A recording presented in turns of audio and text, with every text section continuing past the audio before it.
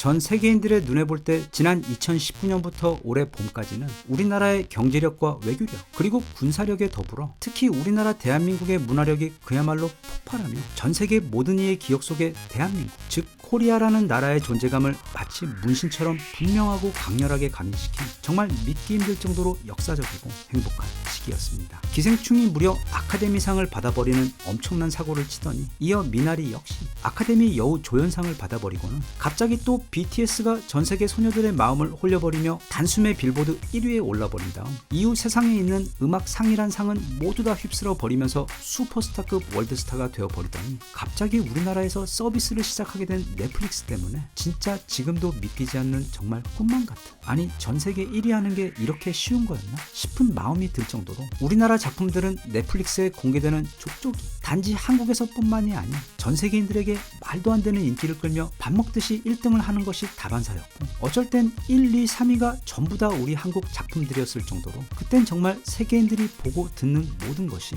전부 온통 코리아였던 때가 있었습니다. 그런데 이런 와중에 한국 초히트 문화 작품의 마지막 주자가 의외의 곳에서 나왔습니다. 바로 애플TV에서 내놓은 빠찡코가 그것입니다. 지금 이 글을 쓰면서도 빠찡코의 오프닝을 장식하던 그 영상 내가 살아본 적도 없던 그 시절에 대한 향수를 자극하던 그 신나면서도 슬펐던 근사한 인트로 영상과 음악이 지금도 귀에 들리는 듯 합니다. 그리고 빠찡코 역시 앞서 보았던 기생충이나 오징어 게임 이상으로 전 세계에서 거대한 성공을 이끌어내는 가장 한국적인 것이 가장 세계적인 것이라는 공식을 한 번 더 확인시켜 주었는데 이 빠찡코 작품이 특히 우리 한국인들에게는 더더욱 특별했던 이유는 그 작품은 우리 근대 역사에 대한 숨은 아픈 이야기를 생생하게 담고 있어 특히 방파제가 일제강점기 전후 약 50여 년간 우리에게 저질렀던 그 말로는 차마 다 하지 못할 천벌도 부족할 그 모든 악행들에 대해 지난 수십 년간 우리 정부가 세계에 알리려고 그렇게도 힘써왔던 그 역사의 실제 진실을 전 세계인들에게 알리는데 너무도 커다란 기여를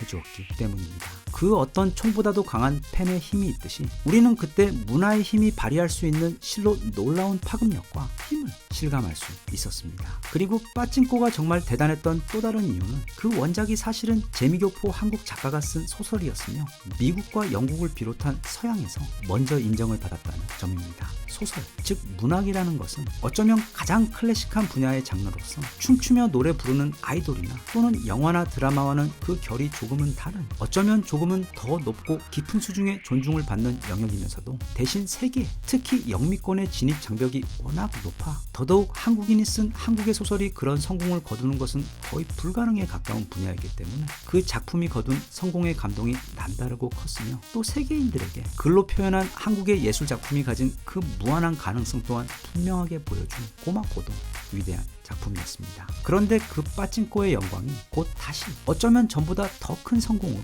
세계 시장에서 한 번 더 재현될 것으로 지금 보입니다. 바로 작은 땅의 야수들이라는 누가 봐도 우리 한국 호랑이들을 암시하는 너무나도 멋진 제목을 가진 한국 소설이 지금 미국의 문학계에 한바탕 거대한 돌풍을 일으키고 있기 때문입니다. 이 작품은 지금 특히 미국에서 폭발적인 이슈로 부상하며 아직 우리나라에 출간하기도 전에 이미 세계 12개국어로 번역되어 출간이 현재 진행 중이고 또 벌써 상이란 상은 모조리 휩쓸고 있는 이 작품은 현재 아마존과 뉴욕타임즈의 베스트셀러에 올라선 것은 물론이고 미국 MBC 방송과 USA 투데이 그리고 포춘지를 비롯한 수십 곳의 미국 최고의 언론에서 극찬을 하며 적극 추천하고 있는 지금 미국에서 가장 핫한 소설입니다. 그런데 이게 한국인 작가가 쓴 작품이라는 것 왜 어째서 우리에게 특별한 의미를 가지는가 하면 그건 바로 이 작품은 1917년부터 1965년 사이 그러니까 일제강점기의 아픔과 고통이 가장 심해지기 시작할 즈음부터 시작해서 독립과 또 그 이후에 찾아온 한국전쟁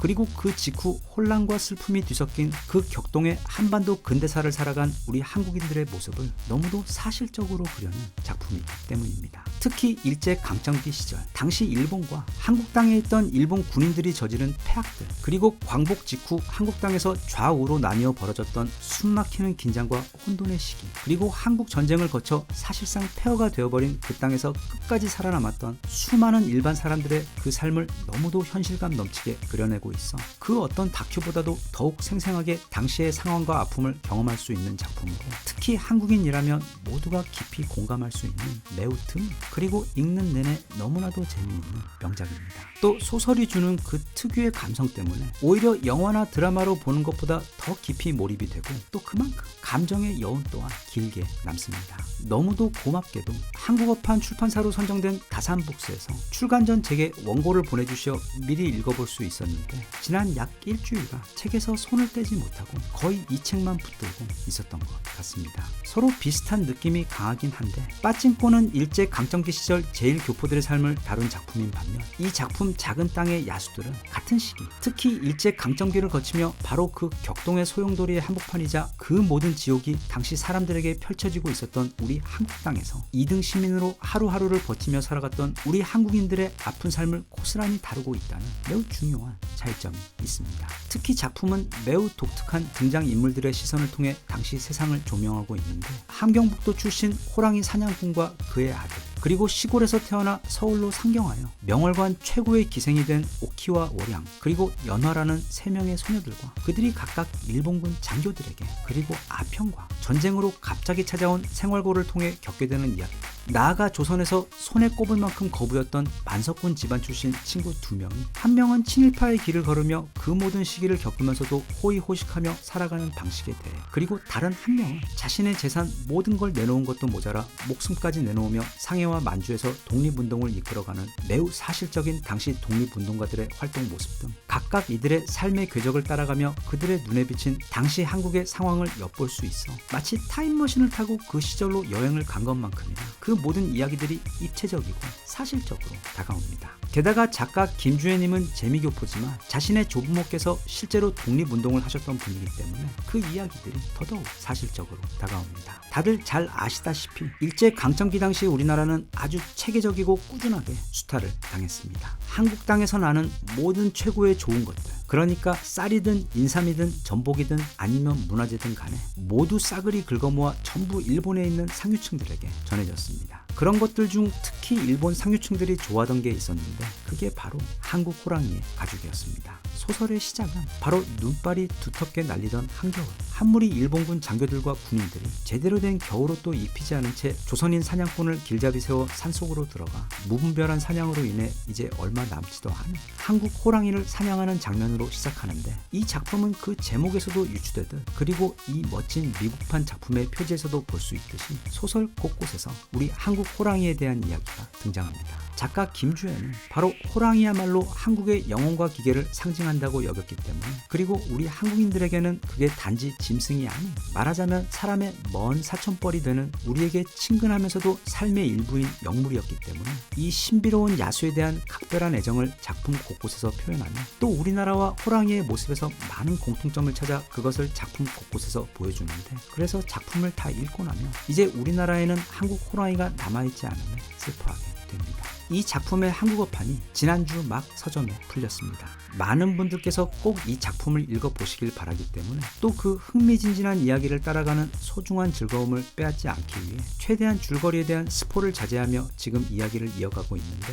다시 말하지만 작품이 정말 재밌습니다. 600페이지가 조금 넘는 책인데도 그게 읽는 것이 힘든 것이 아니라 저 같은 경우는 너무 아까워서 나눠가며 읽어야 했고 또 어떤 부분들은 다시 돌아가 읽었을 정도로 한번 시작하면 책에서 눈을 뗄 수가 없을 정도로 재밌습니다. 빠찡꼬를 즐겁게 읽으셨거나 보셨던 분들은 당연히 너무도 좋아하실 책이고 어떤 면에서는 더 자극적이면서도 강렬하기 때문에 기존 빠찡꼬 팬들도 또 아직 빠찡꼬를 접하지 않은 분들께도 적극적으로 추천드리고 싶은 책입니다. 물론 그냥 앉아서 보기만 하면 되는 영화나 드라마보다 직접 읽어야 하는 책이기 때문에 이야기의 소화가 조금은 느릴 수도 있는데 단순히 책의 줄거리가 너무도 흥미진진해서 긴장이 넘치는 것뿐만 아니라 무엇보다 원작이 영어로 쓰여진 것은 그 우리말 번역이 너무도 잘된 케이스여서 읽는 내내 그 맛깔나는 우리말 문장의 완성도와 친근함 때문에 마치 엄청 잘 지어져 반찬 없이도 너무도 맛있는 쌀밥을 먹듯이 쉽게 읽히고 또 읽는 그 자체의 즐거움이 무척 큰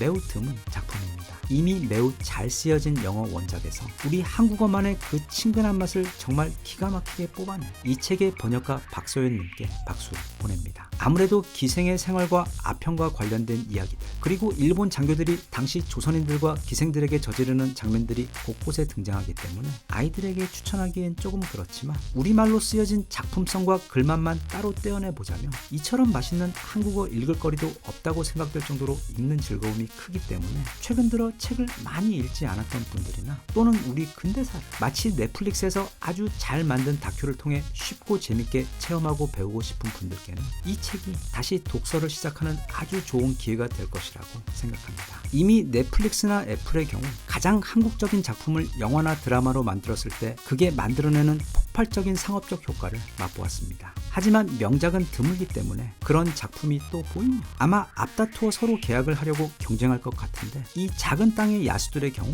그런 글로벌 회사들이 아마 앞으로 또는 이미 두 팔 들고 찾아와 서로 계약하려고 싸울 정도로 그 줄거리의 탄탄함과 흥미 외에도 장면에서 보여질 너무도 아름다운 한국의 모습들이 넘칠 정도로 많기 때문에 이 작품을 곧 넷플릭스나 애플에서 보게 될 가능성은 감히 장담할 수 있을 정도로 크다고 봅니다. 우리나라 사람들에게 그 의미가 깊고 내용도 탄탄하며 또 동시에 너무도 재밌는 작품을 써주신 작가 김주혜님께 심심한 감사와 축하의 인사를 전하며 꼭 많은 분들께서 이 책을 읽으실 수 있기를 바라면서 먼저 책으로 그 맛있는 우리 한국어 특유의 글맛을 누림과 동시에 당시 우리의 삶을 체험하는 소중한 경험을 하실 수 있기를 바라며 그런 다음 나중에 이게 멋진 드라마로 나왔을 때 내가 읽었던 책과 비교를 하며 다시 한번 그 즐거움을 누리는 행복을 많은 분들께서 누릴 수 있었으면 좋겠습니다. 대한민국 만세. 감사합니다.